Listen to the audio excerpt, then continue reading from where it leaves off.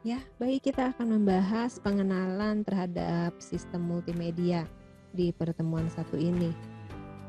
Anda bisa buka buku catatannya, silakan boleh dicatat. Saya akan memberikan slide ini setelah jam perkuliahan berakhir sehingga Anda harus mencatat video yang saya berikan ini. Hidden mission-nya silahkan cari di setiap video yang akan saya upload ya. Dan hidden mission itu akan menjadi penanda kehadiran perkuliahan Anda hari ini. Dan harus di-upload on time.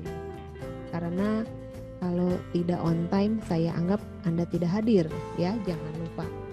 Siapkan catatan Anda apa yang harus dikerjakan. Catat juga video perkuliahan ini ya, jangan lupa dicatat ya. Baik, kita akan masuk ke slide pertama mengenai apa itu sistem multimedia. Apa itu multimedia? Baik, di sini ada definisi dari Fred Halsall bahwa multimedia itu digunakan untuk mengindikasikan bahwa adanya informasi atau data yang ditransfer melalui network dan isinya terdiri dari beberapa tipe media. Sehingga di sini kalau ada beberapa tipe berarti harus terdiri dari tidak hanya satu ya, tetapi lebih dari satu. Ada teks, image, audio, video, dan sekarang masih terus berkembang ya. Tidak hanya keempat elemen itu saja. Itu menurut Fred Halsall. Berikutnya menurut Vaughan tahun 2004 juga sama ya. Multimedia merupakan kombinasi teks, seni, suara, gambar, animasi, dan video yang disampaikan dengan komputer. Intinya di sini masih mirip-mirip definisinya ya. Isinya ada berbagai jenis media disampaikan dengan komputer. Menurut Vaughan juga di sini dimanipulasi secara digital dan dapat disampaikan, dan ini ditambahkan dari Fred Halsall.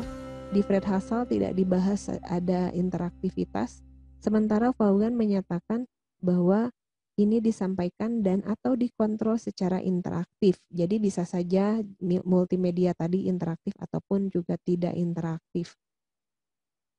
Nah, di sini ada 3 jenis multimedia. Ada multimedia interaktif, hiperaktif, dan multimedia linear. Saya akan bahas satu-satu. Multimedia interaktif. Di sini menuntut user agar berinteraksi dengan multimedia tersebut. Sehingga jika mereka ingin menyaksikan sesuatu atau ingin mengaktifkan sebuah media, dia harus ada interaksi dengan sistem tersebut. Ya, misalnya yang Anda akan buat nanti itu adalah multimedia interaktif ya. Sehingga user dapat menentukan sendiri kapan dia akan mendengarkan multimedia tersebut atau menontonnya. Sementara untuk hiperaktif di sini akan terdapat berbanyak banyak link yang saling sambung menyambung yang akan mengantarkan user ke media lainnya.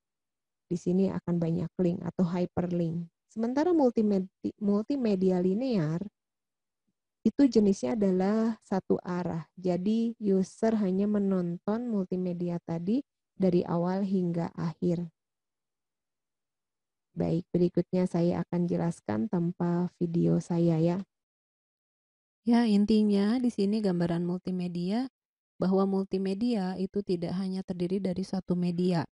Bisa terdapat beberapa banyak jenis media seperti teks, video, audio, terdapat interaktivitas, animasi, dan grafik.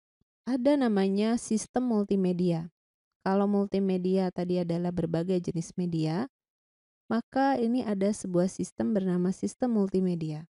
Dan dikatakan sebuah sistem jika mensupport beberapa jenis dari media, dan akan disebut sistem multimedia jika pertama terdapat kombinasi media.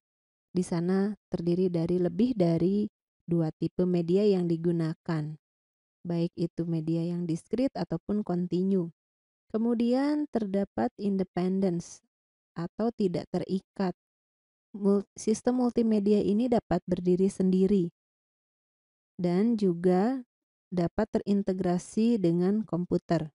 Sistem multimedia dibagi menjadi satu multimedia yang berdiri sendiri. Contohnya dia disimpan di dalam sebuah storage, misalnya disimpan di dalam hard disk, di dalam ROM, jalankan di sebuah PC, di mana di situ harus ada input tentunya dari keyboard, mouse, ataupun lainnya, karena membutuhkan interaksi, dan juga ada outputnya tentunya, akan di-outputkan kemana, apakah ke proyektor, LCD, monitor, ataupun speaker. Kemudian ada sistem multimedia yang web based atau tidak berdiri sendiri. Jadi dia harus terhubung ke internet atau ke web dan membutuhkan bandwidth yang cukup besar. Sejarah dari multimedia. Zaman dahulu pada tahun 1965, istilah multimedia biasanya digunakan untuk menggambarkan pertunjukan seni. Seperti pertunjukan seni yang cukup terkenal dari Andy Warhol, yaitu Exploding Plastic Inevitable. Itu adalah pertunjukan seni yang menggabungkan beberapa banyak media. Di situ terdapat live rock music.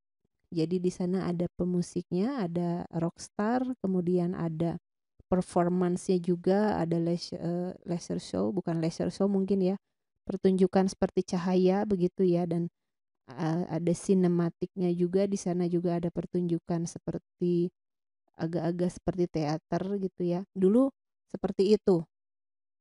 Nah, kemudian setelah itu berubah. Namanya sistem multimedia, pertunjukan multimedia tidak lagi yang seperti itu. Jadi memang ada perubahan yang sangat signifikan.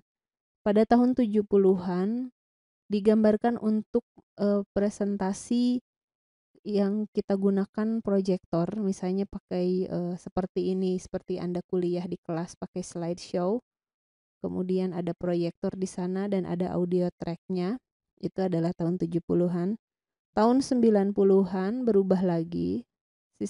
Sistem multimedia itu merefer ke kombinasi antara video, still image, audio, teks secara elektronik ya, yang bisa diakses secara interaktif. Dan banyak sekali konten di web saat ini, banyak sekali ya.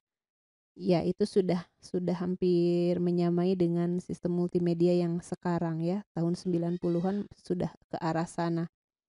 Kemudian yang tahun 90-an ke sini yang namanya sistem multimedia itu, kalau dulu komputer dengan ada CD-ROM itu adalah sudah sistem multimedia karena kita bisa memutar media di CD-ROM. Saat ini berbeda, kita tidak perlu lagi CD-ROM, Anda cukup terhubung ke internet, Anda mau nonton Netflix tinggal pakai smart TV lah, atau mungkin di handphonenya lah, atau di komputer lah. Anda bisa mengakses multimedia dengan banyak cara, tidak mesti harus pakai proyektor, tidak mesti harus CD-ROM. Anda bisa stand alone ataupun web based. Jadi lebih luas. Nah, sekarang pertunjukan multimedia sudah seperti ini ya, bisa menggunakan video mapping LED multimedia show seperti Tron Dance yang ada di video ini atau yang lainnya.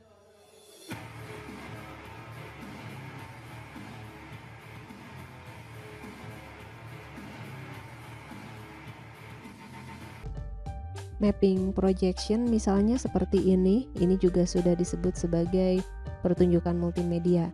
Jadi kita mengalami perubahan yang sangat signifikan dari pertunjukan Andy Warhol tahun 60-an dengan yang sekarang.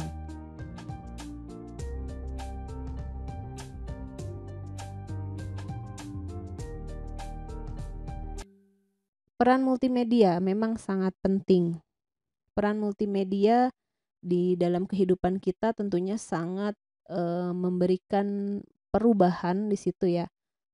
Karena di aktivitas kita yang sekarang ini tentunya sangat dipengaruhi oleh multimedia, cara Anda belajar, cara Anda belanja, cara Anda mencari entertainment dan lain sebagainya. Jadi kegunaannya sangat banyak ya. Apakah di kreatif industri, apakah di komersial, di iklan ya. Iklan sekarang tidak mesti harus iklan TVC. Anda juga bisa lihat iklan yang modelnya beda-beda ya, bisa berupa magic book mungkin ya, bisa berupa game ads ya, dan lain sebagainya. Entertainment and fine arts ya. Jadi tidak seperti dulu lagi artsnya, sekarang kalau pakai multimedia mungkin kita bisa mapping image di situ misalnya ya, atau untuk fine arts sekarang mungkin kita bisa menggambar menggunakan aplikasi virtual reality. Education ya, kita bisa belajar menggunakan sistem berbasis multimedia, tidak melulu harus baca buku. Nah, sekarang bukunya sudah berbentuk elektronik ya, tidak e-book, bukan seperti e-book maksudnya, tetapi lebih kepada buku yang interaktif. Engineering, industri, banyak sekali ya yang dipengaruhi oleh adanya multimedia ini ya. Mathematical and scientific research, medicine, dan lain sebagainya. Ini sangat luas sekali untuk dibahas.